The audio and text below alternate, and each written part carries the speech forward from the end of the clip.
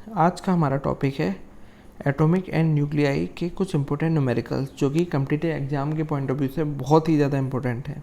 Net gate और IIT jam में भी ये न्यूमेरिकल पूछ लिए जाते हैं। चलिए शुरुआत करते हैं फर्स्ट न्यूमेरिकल से। In an atom 2 electrons move around the nucleus in circular orbits of radii r and 4r. Calculate the ratio of the time taken by them to complete one revolution around the nucleus. यानी कि हमें इसमें time period के ratio निकालने हैं। ठीक है, time period का रेशो कब? जब इलेक्ट्रॉन आर रेडियस की ऑर्बिट में मूव कर रहा हो और 4r रेडियस की ऑर्बिट में मूव कर रहा हो। ठीक है, तो सबसे पहले हम फॉर्मूला लिखते हैं। Time taken by an electron to complete one revolution around the nucleus T equal to 2πr upon B। अब R और B का कोई रिलेशन देखते हैं जिससे दोनों में हम रिलेशन निकाल सकें, दोनों में हम कोई रिलेशन स्थापित कर सकें। R इज डायरेक्टली प्रोपोर्शनल होता है n square, B is inversely proportional to n। T क्या हो गया? T इज डायरेक्टली 2 हो गया n स्क्वायर और 1 अपॉन n, ये हो गया n क्यू के बराबर। अगर हम स्क्वायर कर दें बोथ साइड तो ये आ जाएगा n की पावर 6, या इसे हम ये ले सकते हैं n स्क्वायर की पावर 3। अब n स्क्वायर r के प्रोपोर्शनल है तो t square is directly proportional to r की पावर 3। अब हमें t और r में रिलेशन मिल गया एक। ठीक है, तो हम लगा सकते हैं इसे t1 अपॉन t2 का होल स्क्वायर, ये किसके बराबर होगा? ये होगा r1 अपॉन r2 के होल क्यूब के बराबर। अब बस सिंपल सा मेथड है इसमें, t1 upon t2 whole square. r1 कितना था? r1 था हमारा r और r2 4r, r और ये 4r क्यूब कैंसिल, और ये t1 अपॉन t2 का होल स्क्वायर 1 अपॉन 64 आ गया। अब अंडर रूट ले लीजिए, t1 upon t2 equal to ये 1 ही रहेगा और ये 8 हो जाएगा। यानी कितना आ गया? t1 रेशो t2 आ गया आपका 1:8। ये आपका क्या हो गया? आंसर हो गया। Next question,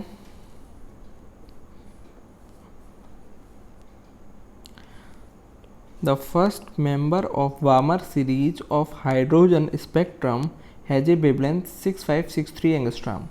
compute the wavelength of second member. ठीक, तो हमें हाइड्रोजन स्पेक्ट्रम में बामर सीरीज की वेवलेंथ दे रखी है फर्स्ट मेंबर की, सेकंड मेंबर की हमें निकालनी है। तो सबसे पहले हमें फार्मूला पता होना चाहिए बामर सीरीज के लिए। क्या फार्मूला होता है? 1 upon lambda equal to r 1 upon 2 square minus 1 upon n i square. ठीक है, और ये n की वैल्यू कितनी होती है?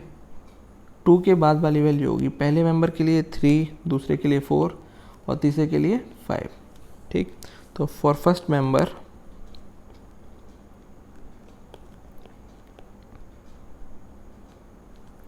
n कितना होगा? 3 होगा। ये जो है इसकी जगह हम 3 लगा देंगे फर्स्ट मेंबर के लिए। 1 अपॉन लैम्डा, अब फर्स्ट है तो इसे लैम्डा 1 लिख लेते हैं यहाँ पर।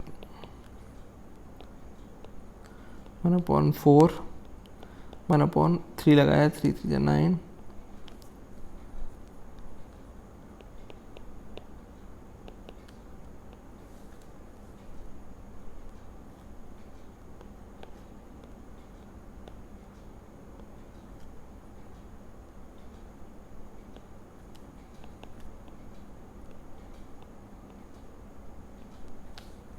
लैम्डा बना गया आपका 36 अपॉन 5r। इसे इक्वेशन 1 लेट कर लीजिए। फॉर सेकेंड मेंबर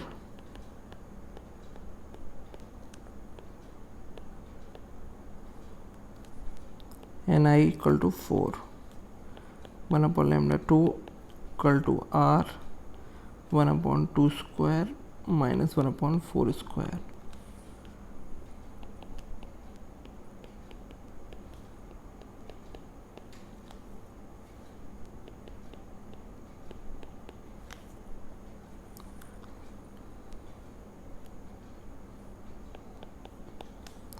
लैम्डा 2 आ गया 16/3r। चलिए अब हमें निकालना है क्या, λ2। λ1 हमारा दे रखा है पहले ही, ठीक। तो λ1/λ2 इक्वल टू कितना होगा, 36/5r 3r/16, ठीक।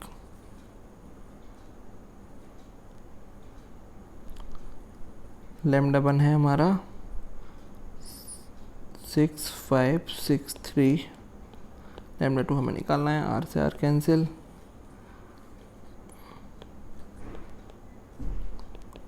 27, λ2 आ गया आपका 6563 इंटू 20/27, ठीक है। तो इसे सॉल्व करेंगे, आंसर आ जाएगा आपका 4861.5 एंगस्ट्रॉम।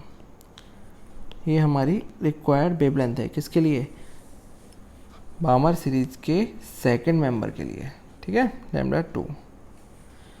अब नेक्स्ट क्वेश्चन की तरफ बढ़ते हैं। देख लीजिए, इसमें कुछ नहीं किया, नॉर्मली सिंपल सा फार्मूला लगाया है। ये फार्मूला हमें याद रखना है बामर सीरीज के लिए। ये 3 है पहले मेंबर के लिए, 4 दूसरे के लिए, 5 तीसरे मेंबर के लिए।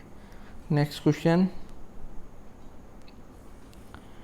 The wavelength of the first member of बामर series in the hydrogen spectrum is 6563 angstrom. Calculate the wavelength of the first member of Lyman series in the same spectrum. बिल्कुल एग्जैक्ट वही क्वेश्चन है, बस यहाँ पर क्या पूछा है, अब यहाँ पर पूछ लिया है इन्होंने लाइमन सीरीज के फर्स्ट मेंबर की लिए वेवलेंथ कितनी होगी, ठीक है। तो सेम फार्मूला पहले हम लगाएंगे बामर सीरीज के लिए। चलिए सॉल्व करते हैं। 1/λ equal to r 1/2² minus 1/ni², ठीक। n कितना होगा फर्स्ट मेंबर के लिए, 3, इसे 1 मान लीजिए।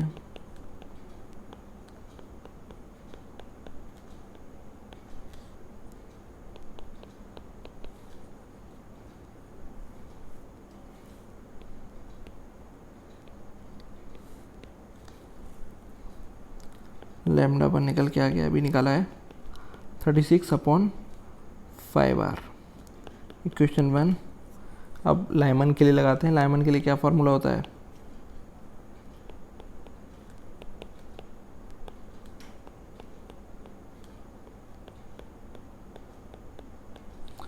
लाइमन सीरीज की कौन से उसके लिए पूछा है, फर्स्ट मेंबर के लिए पूछा है। तो फर्स्ट मेंबर के लिए ni बराबर कितना होगा, 2, इसे टेस्ट मान लीजिए लैम्डा।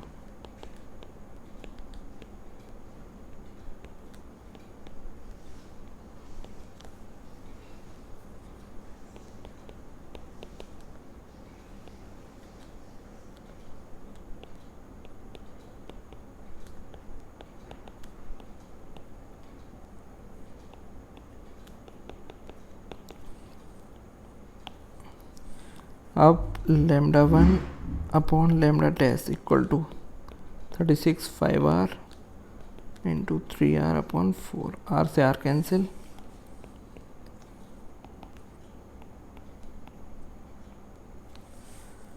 अब इसकी वैल्यू पुट कर देते हैं λ1 की।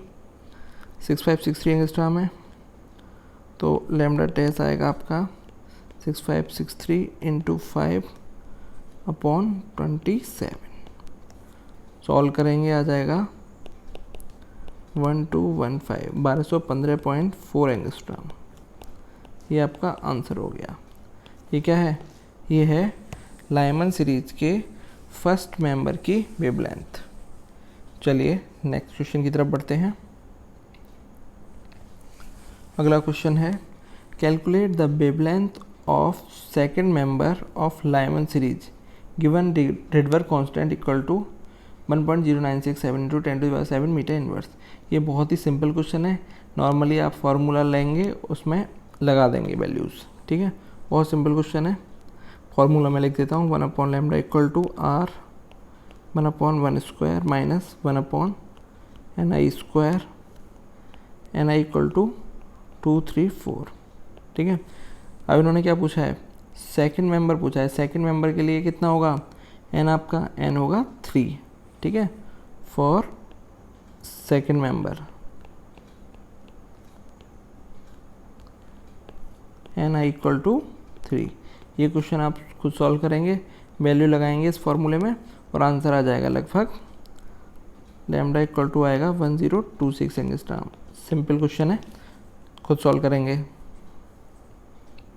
नेक्स्ट क्वेश्चन है the limit of बामर series of hydrogen atom is 3646 angstrom, calculate the wavelength of first member of this series.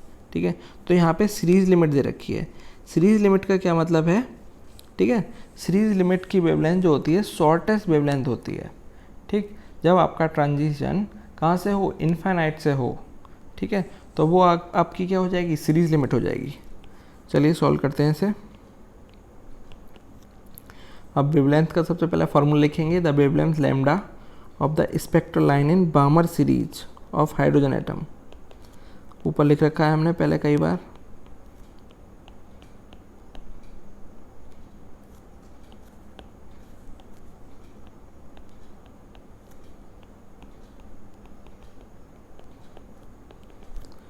अब for series limit, series limit का मतलब होता है कि उसके बाद और कोई सी लाइन नहीं होगी, मतलब एन ये 3 4 चल रहा है, इनफाइनाइट से आ रही हो, इनफाइनाइट से ट्रांजिशन किस में हो रहा हो, 2 में होगा यहाँ पे, तो क्योंकि बामर सीरीज है। ठीक है, तो फॉर सीरीज लिमिट एन आई कितना हो जाएगा, इनफाइनाइट हो जाएगा, शॉर्टेस्ट वेवलेंथ होती है ये। 1/λ equal to R 1/2² Balmer series के लिए। डायमंड की सीरीज लिमिट निकालनी हो, यहाँ कितना कर देंगे हम, 2 की जगह 1 हो जाएगा। चलिए 4 1/∞ 0 हो गया, लैम्डा इक्वल टू आ गया 4/r, इक्वेशन 1। इसमें हमें निकालना क्या है, calculate the wavelength of first member of this series of for first member of the series। कौन सी सीरीज है, बामर सीरीज। ठीक है, 1/λ1 equal to R 1/2² minus 1/3² R 1/4 minus 1/9, ये आएगा 5r/36। लैम्डा 1 आ गया 36/5r। Equation 2 from 1 and 2 lambda 1/λ। ठीक है, अब ये कितना आ जाएगा 36/5r r/9, सॉरी r/4। ठीक है, 9/5 आ जाएगा, लैम्डा 1 इक्वल टू 9/5 लैम्डा। अब लैम्डा कितना दे रखा है, 3646 एंगस्ट्रॉम। ठीक है, लैम्डा 1 कितना आ जाएगा, ये क्वेश्चन में गिवन है,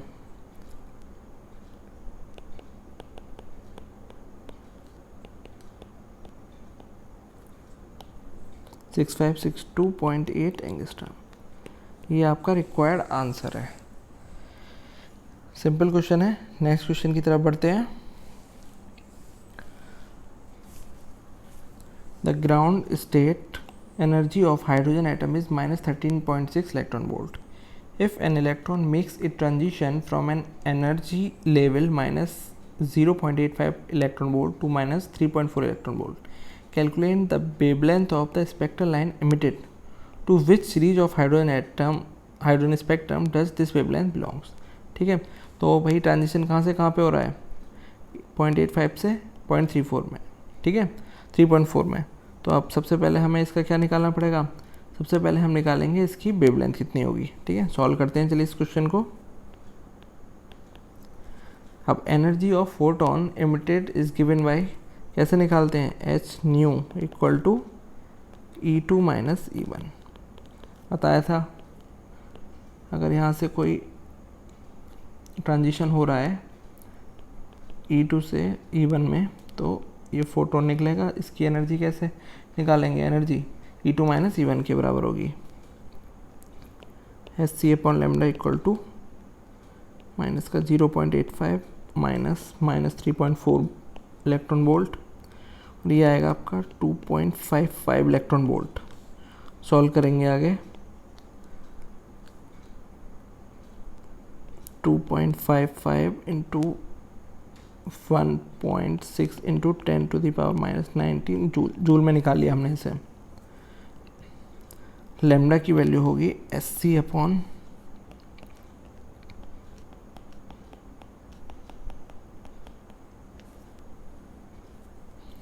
H और C की वैल्यू पुट कर दीजिए। लैम्डा निकल के आ जाएगा आपका 4870 एंगस्ट्रॉम। H की वैल्यू आपको पता है 6.625 इंटू 10⁻34 जूल इंटू सेकेंड, और C स्पीड ऑफ लाइट।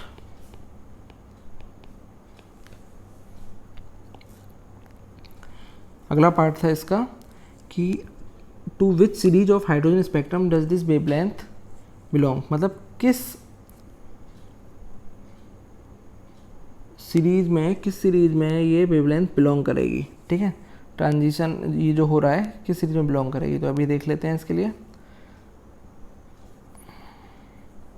इसमें एनर्जी थी 0.85, तो इक्वल टू होता है minus 13.6 upon n square.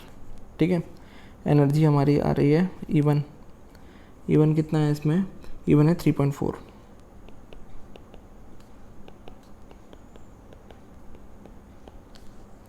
N square equal to minus 13.6। ठीक, इसमें आएगा कैंसिल करने पे 4, एन कितना हो गया 2। ठीक है, अब अगला एनर्जी दे रखी है कितनी 0.85, सॉरी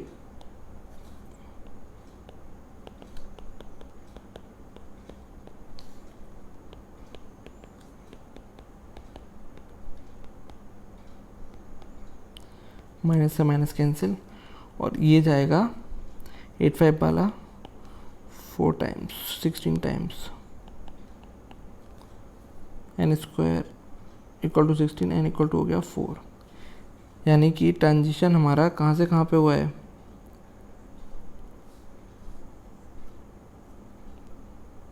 4 स्टेट से 2 में। ये एन इक्वल टू 4 स्टेट है, इक्वल टू 2 है।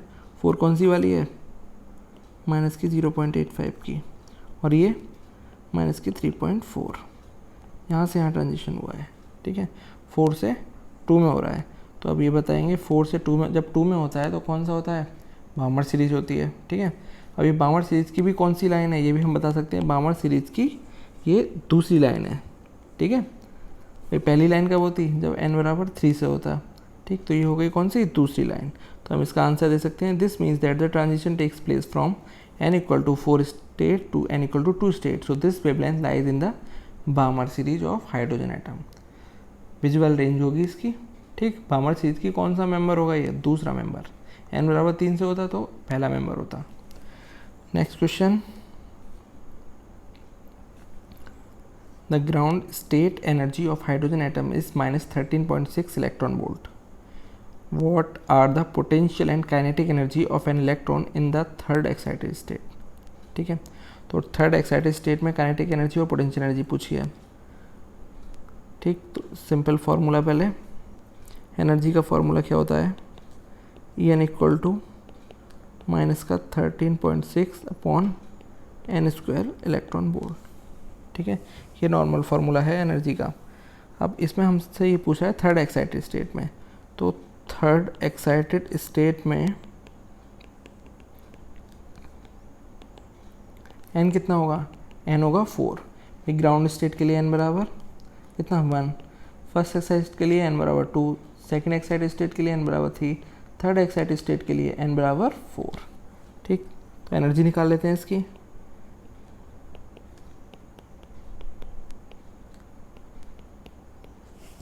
ठीक, तो ये आ गया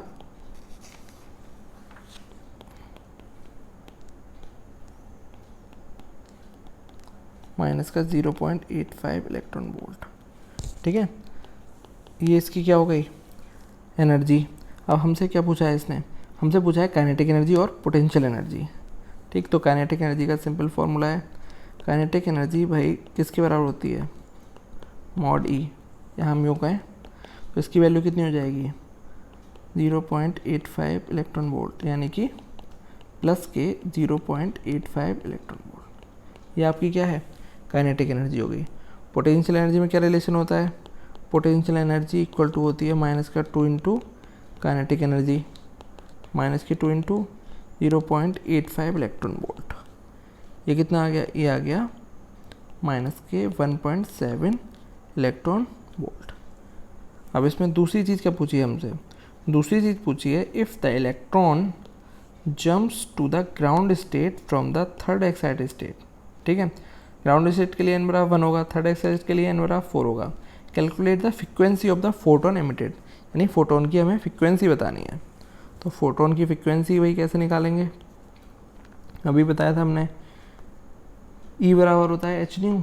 ठीक, तो न्यू बराबर क्या होगा डेल्टा E अपॉन एच, कहाँ से जा रहा है 4 से 1 में, तो E4 minus E1 upon H, ये अभी बताया था थोड़ी देर पहले। n बराबर 4 स्टेट, n बराबर 1 स्टेट, यहाँ से यहाँ पे जाएगा, तो ये जो फ्रीक्वेंसी के लिए फोटोन निकलेगा, ये फोटोन जो निकल रहा है एच न्यू एनर्जी का, इसकी हमें न्यू बतानी है। तो ये एच न्यू किसके बराबर हुई, डेल्टा ई के बराबर हुई। न्यू बराबर क्या हो गया, डेल्टा ई अपन एच हो गया। E4 माइनस E1, E4 कितनी है, E4 आपने अभी निकाली है थोड़ी देर पहले, E4 और E1 तो है आपका 13.6। ठीक है, E4 n इक्वल टू 4 के लिए अभी निकाली थी, कितनी है माइनस के 0.85, तो माइनस के 0.85 minus 13.6 upon h electron volt में। ये सॉल्व करेंगे प्लस का हो जाएगा, तो आएगा लगभग 12.75 upon h electron volt. Nu equal to 12.75 electron volt को हम चेंज कर लेते हैं 1.6 into 10 to the power minus 19, 6.63 into 10 to the power minus 34, तो ये आ गया हमारा 3.077 into 10 to the power 15 hertz.